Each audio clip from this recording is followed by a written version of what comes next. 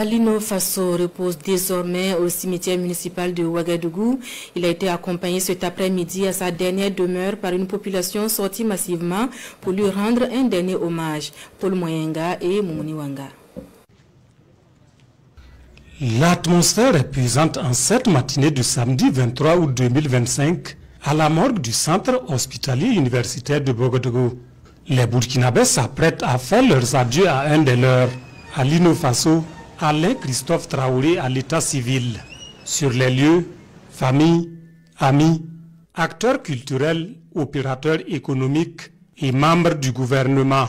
Direction est ensuite prise pour la paroisse Saint-Camille. Ici, la dépouille mortelle reçoit l'absoute et les bénédictions au cours d'une célébration eucharistique. Le lieu également pour des hommages à Alino Faso pour son engagement pour un monde plus juste, un monde plus fraternel. Alain a marqué nos vies. Alain a marqué notre communauté. Alain a marqué notre pays par sa joie de vivre, par sa foi inébranlable, par son engagement à soutenir le frère, à soutenir le démuni. Il écoutait les autres avec attention et savait offrir un mot de réconfort ou un conseil avisé. Ses enfants le décrivent comme un père aimant, prêt à les encourager et à les guider. Sa femme se souvient d'un compagnon attentionné qui partageait autant de joie que des difficultés de la vie.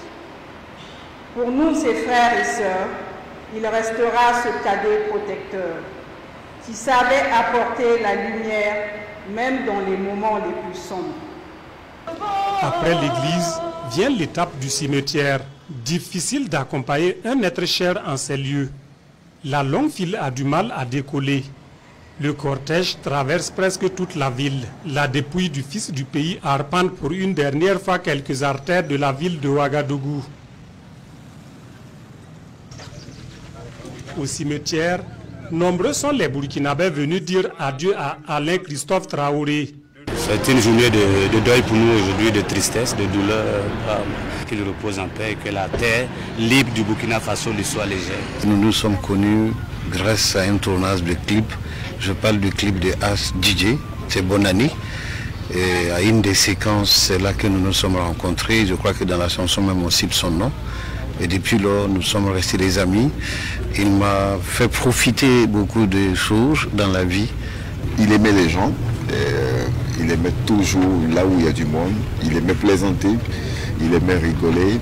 Donc Alino, avec lui, tout le monde est sa famille. Donc c'est les Burkinabés qui sont choqués, mais je sais que bien au-delà, il y a beaucoup de monde qui sont choqués par cette disparition. Altruiste, combattant des causes nobles, philanthrope, bref, les qualificatifs manquent pour désigner les actions de Alino Faso, qui durant toute sa vie a œuvré à l'unité et à la solidarité entre les peuples. C'est quelqu'un qui me suivait beaucoup sur les réseaux sociaux, qui me protégeait sur les réseaux sociaux. Oui, il a laissé le combat. On va continuer. On ne va pas baisser les bras. C'est vrai qu'on a mal aujourd'hui.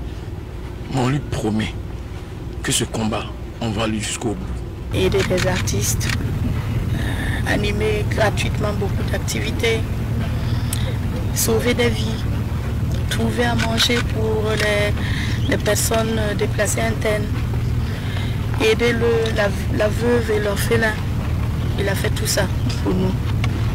Je pense que aujourd'hui, il mérite qu'on prie, ne serait-ce qu'un peu pour lui. Alino Faso a perdu la vie en juillet dernier, alors qu'il était en détention à Abidjan, en Côte d'Ivoire, dans des circonstances en attente d'être élucidées par les autorités burkinabées. En attendant, c'est au cimetière municipal de Gonguin à Ouagadougou que repose désormais Alain Christophe Traoré. Il laisse derrière lui une épouse, des enfants et une famille biologique, bref, toute une nation en émoi.